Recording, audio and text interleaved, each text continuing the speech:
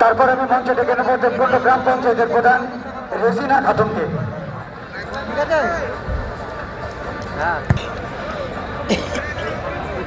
এবারে আমরা সংবর্ধিত করব আমাদের ক্রীড়া জগতের অন্যতম সংগঠক আরাফাত শেখকে।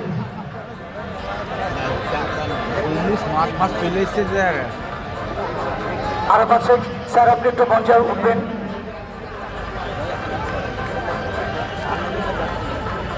আগের বছর পুরো ভিডিও দেখায়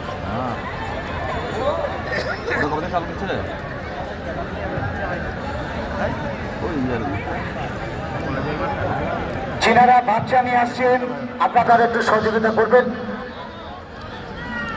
আমরা পেয়েছি বেলডাঙ্গা ব্লক 1-এর বিডিও সাহেবকে, তেনাকে আমরা বরণ করে দিচ্ছি সম্মানীয় শ্রী রবীন্দ্রনাথ অধিকারী মহাশয়কে।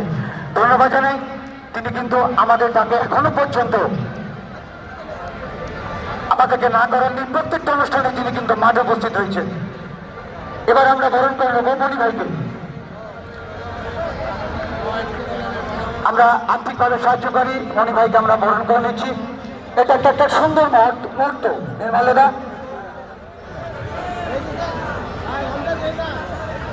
এবারে আমরা বরণ করে নেব নুরুদ্দিন ভাইকে। ধন্যবাদ জানাই প্রত্যেককে। দেখো যারা